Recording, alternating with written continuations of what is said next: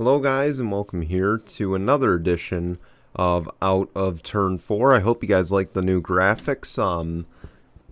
Just put these together. We want to stay kind of the same here on the network. Of course, before we get going, here is what's coming up on the show today. We are going to discuss the IndyCar race at Portland. We're also going to discuss kind of the insane events that happened over in F1 this weekend. I'm sure by now you've seen the video, and wow is all I can say. We'll talk about it in a moment. We've also got NASCAR at Richmond to recap, and then we will get into some silly season news and the weekend predictions for Laguna Seca and Bristol. That's all coming your way here on Out of Turn 4 this week, but we start with IndyCar at Portland. Of course, it was an insane race. Lap 1, a ton of cars went off track, and of course timing and scoring put a lot of them at the back. We thought, oh man, Alex Palou's not going to be in this race now because he was one of the drivers that ran off. Then it's, oh boy, Scott Dixon went off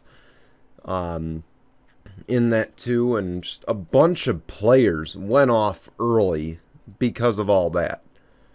It was insane, to say the least.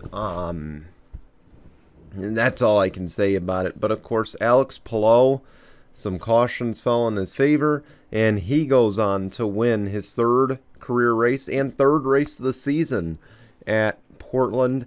I'm telling you, as a New Yorker, I'm still mad at them for taking our race. But I will say that this was probably the best Portland race I've watched ever, and quite frankly, one of the best races of the season for IndyCar. It was a thriller from the get-go. Anyone you thought had a chance of winning kind of just got shuffled back. I mean, it looked like it was going to go Pato O'Ward's way for a little bit.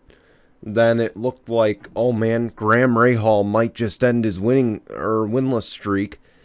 And Ed Jones, it looked like he was going to have this for a little bit. And it was just, it was craziness throughout the race. You just didn't know who had the race won because there were so many different strategies, so many guys shuffling positions up front. I just couldn't believe what I was watching, honestly. It was one of the better road course races I've seen in a long time. So I will say that. It was one of the best races. And I still do not apologize to Portland because I still want Watkins Glen. That's probably not going to happen in the next few years. But anyway, moving on. Of course, actually real quick, by the way, of course, Pato O'Ward now holds the points lead over, Alex Palou holds the point lead over Pato O'Ward by 25 points, as well as Newgarden and Dixon he holds the points lead over. So, very interesting as we get into the final few races here at Laguna Seca, and then of course next weekend, or that's this upcoming weekend, and then the next weekend we go to Long Beach. So that should be a very entertaining race weekend, few race weekends to say the least. Moving ahead, of course, Lewis Hamilton is lucky to be alive. That's all I'm going to say. He is a lucky man to be alive. If you didn't see the video, basically, it looks like Max Verstappen went over a bump, and the whole rear wheel went on top of the halo of Lewis Hamilton's car. Now, if the halo wasn't there, we would be having a very somber episode of Out of Turn 4, remembering the life of Lewis Hamilton. Because, well, let's face it, those are the kinds of crashes that kill somebody. And if it wasn't for that sturdy halo on top of the car, he'd be dead right now.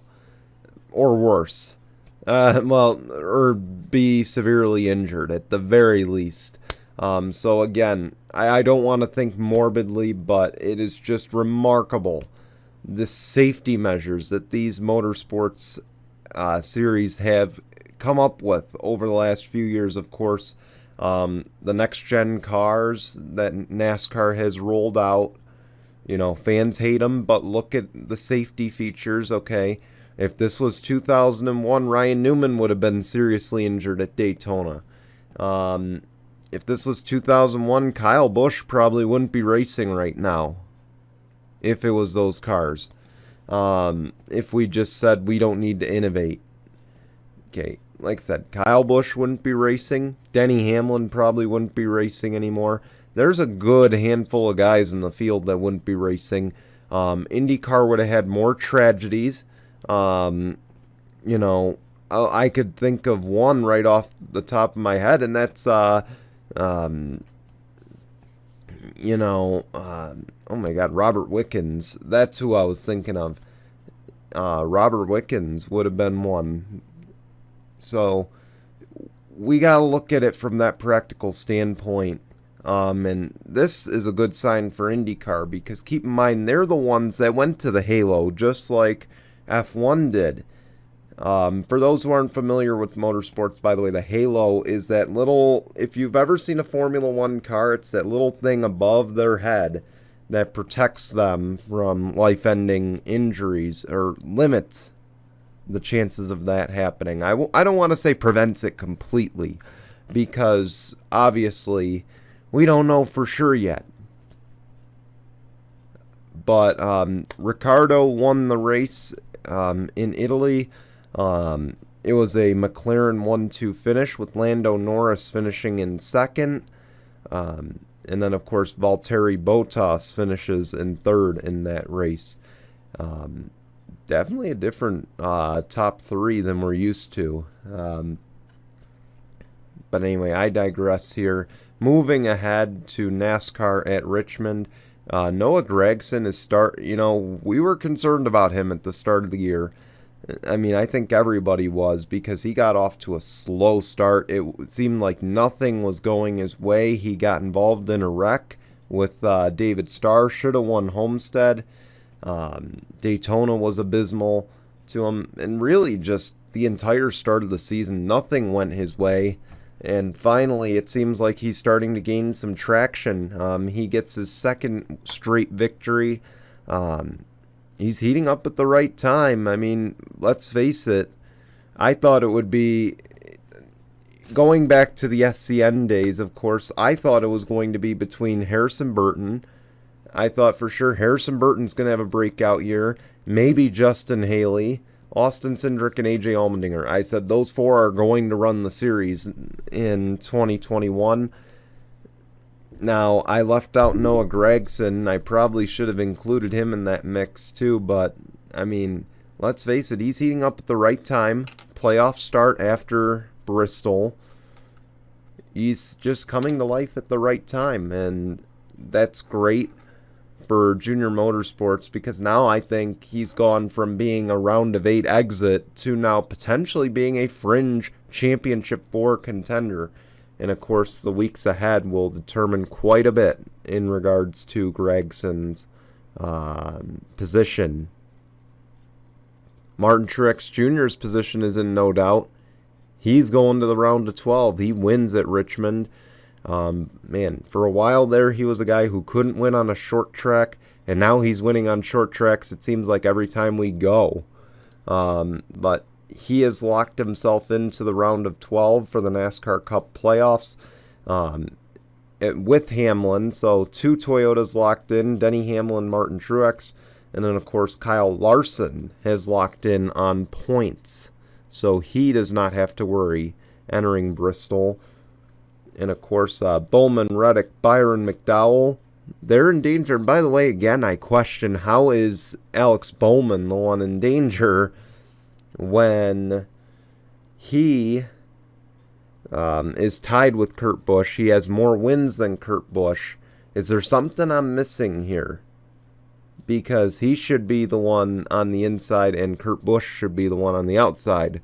Not that I don't like Kurt Busch, but I thought that was the rule, that wins is the tiebreaker. And if that's the case, Bowman has the tiebreaker, but I don't know. There's a lot of changes in NASCAR. I don't keep up very much with that. As far as who advances of these four, I think Bowman and Byron have the best chances of it now. McDowell, I think he's done. Reddick might surprise, but to be honest, Bowman and Byron have the best odds. I would say they beat out Almirola. Looking at the standings, and I don't know why I closed out of them, but yeah, Bowman and Byron, I would say, have the best odds of those two to make it in to the next round. Not by win, but by points. And again, we'll have our race predictions in just a few minutes here. Anyway, moving forward now, let's get on to the silly season news. NASCAR, it was announced, I believe we might have talked about it last week, but even still, we're going to talk about it this week. David Stern, a writer for Sports Business Journal, of course, a big insider in the NASCAR garage, for those who don't know. Him and Bob Pockrass, two big names in the garage. If they say something's true, you best believe it. That's all I'm going to say. If they say it's true, you best believe it. So NASCAR has announced, or it has been rumored now, that NASCAR could go to Gateway next year. Worldwide Technology Raceway at Gateway. And of course, this is huge news because you know me, and if you've heard me talk IndyCar on here, I have been a huge proponent for running Gateway. Especially in IndyCar. I said that track should host a doubleheader because they're the kind of track that would succeed in a doubleheader. They have the best oval racing outside of Indy. So, again, I would like to see that happen. But now, of course, keep in mind last year, I also promoted that NASCAR should run there. I thought that was going to be one of the new tracks. And then we got Nashville Super Speedway, which is expected to return. So is COTA, so is Road America. So what race will Gateway likely replace? They will likely replace one of the Pocono races, which means now a few things. We don't have a doubleheader on the schedule. Fans might have mixed responses to that. And then on top of it, what this also means is now we're going to have an extra race weekend in the schedule because now we will have 36 as opposed to 35. Again, that's because we don't have the doubleheader. So, needless to say, I like that we're going to run Gateway. I think this is a great short track for the Cup Series to explore. It's a different one. It's really different. I just hope that NASCAR does not ruin it by putting that stupid traction compound on Gateway. Leave Gateway as it is. It's a great racetrack. I've seen them ruin some good racetracks. The one they did get right, though, was Nashville, okay? But that's a pat on the back. Congratulations. Don't screw up another track, okay? Just because one worked out doesn't mean the rest are. Okay, leave Gateway alone. Don't touch anything there. It's fine as it is. So, if you're going to mess with any track, talk to IndyCar about making some changes to Indianapolis there. Because, let's face it, that race, I'm not the only one that agrees here. It was a shit show. So, leave Gateway alone. Plain and simple. But, I think if they leave it alone, it will be a great race weekend and a great addition to the NASCAR Cup schedule. COTA Road America likely to return, so is Nashville. Again, Nashville was probably the best track to debut this offseason. And that's no snub to Road America or COTA. Let's face it, COTA was a great debut. If it wasn't for the rain being so bad and NASCAR making bad decisions. Otherwise, I would have given it a higher rating. But, again, I think Road America was everything we expected it to be in a good way. But COTA kind of just Mother Nature didn't agree with it. So, needless to say, this 2022 schedule is going to be crazy. But not only is that going to be crazy, if we're looking in terms of overall motorsports, this story might be crazy. Cameron Elott is going to run the last 2 races for Juncos Hollinger Racing in the NTT IndyCar Series. Of course, this is a team that will run full-time next year. They're still searching for their driver. I think they've already found their driver. I think Elott is going to be that guy. I imagine it will be him. And this could be, and now this could be huge because this could be a really big IndyCar rookie class. Now, not all of them will get rides. I want to stress that. I want to stress again, they will not all get rides. There are going to be a few that don't race next season, at least on the full-time capacity. So again, let's look at this stacked rookie class right now. Of course, this is including that Cameron Elott stays in the 77. So Cameron Elott.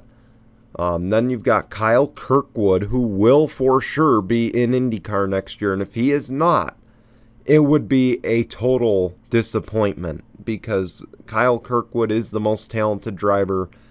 Say what you want about David Malukas, and he will be in IndyCar too, but Kyle Kirkwood deserves it more.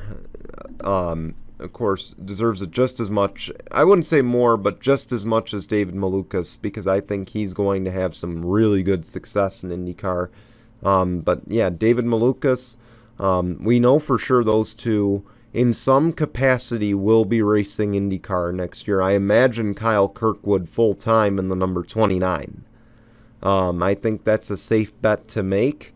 Maybe Malukas is in the number 20 with Ed Carpenter Racing. That's a possibility. So, again, those are two. I'm just throwing out random things. Christian Lundgaard, maybe he goes over to IndyCar next year. I wouldn't be shocked because he had such a strong debut at the Indy Road Course. He showed qualifying speed, and really he got up to speed very quick. And it shows me right there that he is a quick learner. On top of it, he's a guy who can be competitive in this series. Two big things. Quick learner, has speed. What more do I need to say about Christian Lundgaard? So, again, I imagine he will be in the paddock in some capacity next year. Maybe not full-time, but I wouldn't rule it out. Even if it is Rahal, Letterman, Lanigan. Then, of course, you got Kevin Magnussen. I think he's the least likely of these candidates that I'm listing. But the reason I say Magnussen, he's wanted to go IndyCar racing for a while. Okay, he's wanted to go IndyCar racing for a while. Then, of course, let's X out the fact of what he did in the Detroit Grand Prix. Okay, let's X that out. He was kind of thrown into the, or maybe it was Road America, but he was thrown into the seat. He really didn't have the time to test. He had to rely on Romain Grosjean and Pato O'Ward to help him get up to speed. So, again, and just to have a mechanical issue, I mean, that's not necessarily his fault. I wouldn't be shocked to see him in an IndyCar next year, but again, I think he's the least likely of all these names I'm listing. And then, of course, the other one who could very well be an IndyCar, I think this driver is the second least likely. I might have already spoiled it if you heard my little stutter there. Tatiana Calderon is the other one. Keep in mind, she's been testing for AJ Foyt Racing with the Rocket sponsorship. Maybe, just maybe, she replaces Sebastian Bourdais. I don't think that would be a great move for AJ Foyt. I think that would be a mistake in their books. I mean, hear me out here, of course. Sebastian Bourdais has had a very rough season behind the wheel of the 14, but he's the best guy to help this team get back on track. If you're going to replace anyone, it should be Dalton Kellett. Okay, Dalton Kellett's had his chances. To me, he's just another Mateus Laced. He's just kind of riding it out. He's not really contributing much to the team. So, I don't know. I would ride more with Tatiana Calderon and see what she can do. And we need a female driver in the IndyCar field. That would be great. Great for diversity purposes. So, I just want to throw that out there. I think it'd be great to see her. And maybe with help from Sebastian Bourdais, she could be a good talent in the IndyCar series. But again, of all these 6 names I've listed, I'm going to tell you in order of most likely to least likely to race in IndyCar next season, full-time, or even in any capacity for that matter. I would say it's Kirkwood Malukas. They're 1, 2. Then you've got Cameron Allott. I would say he's number 3. Christian Lundgaard is number 4. Tatiana Calderon is number 5. And then Kevin Magnussen is number 6. I would say that's the order. There could be other names I'm missing, but I would say those 6 are most likely to run. But again, only speculation right now. A lot really is still to be confirmed. This is a wild, silly season in motorsports. I just want to say that it is a wild season in wild off season in motorsports coming. All right, on to the picks. Boy, we got some time. This is an unusual territory for me. IndyCar at Laguna Seca, I'm picking Colton Herta. Colton dominated the last time they were at Laguna Seca 2 years ago. I think he's going to do kind of the same again. I would not rule out, though, that Alex Palou has a good run there. So again, I will say Alex Palou is going to be a big threat there. But my pick is Colton Herta. He's had some bad luck, but this is a track he dominated last time. Truck Series at Bristol. I'm going to take a shot in the dark. I'm going to say Matt Crafton's going to win at Bristol. He's due. That's just why I'm picking him. Xfinity Series at Bristol. I'm going to take Austin Cindric in the number 22. And on top of it, he's going to win the regular season championship. It seems like Penske is just really good at these short tracks, so I think it's no surprise that Austin Cindric would be the guy to win the race. NASCAR Cup Series at Bristol, I'm again going to stick with the Team Penske thing. I would say Joey Logano, but I'm not going to lean in that direction. I wouldn't be shocked if he sweeps, but I'm going to say Ryan Blaney. Ryan Blaney will win at Bristol. He's the hottest guy in the Penske stable still. Brad Keselowski's basically 1 foot out the door. I'm not going to say he can't win at Bristol, but I will say of the Penske drivers, I think Ryan Blaney has the best shot to win. And that said, he would be my pick for the weekend. That's all we've got here on Out of Turn 4 for this week. Again, this is like a mirror, by the way, so my apologies. Be sure to follow us on social media at Tinkle Sports. Of course, that's on Instagram, Facebook, Twitter. We have a lot of content on there that's been going up recently. You won't want to miss it. And be sure to tune in to No Final Bell tomorrow night at this time. Jason and Marty have a good show coming your way. And be sure to tune in, by the way, for this show, Sports Talk Sundays at 9 a.m. Eastern. We'll be back this Sunday, so you won't want to miss that. And we want to thank you all for watching another edition of Out of Turn 4. We will be back next Tuesday, hopefully, with a NASCAR schedule to announce. NASCAR is projected to release their schedule this week. They might have already done it after we released our video. So we will be back next week to recap that if it does get released. And we hope to see you then, because maybe we'll have some more silly season news as well. Till then, guys, goodbye, everyone.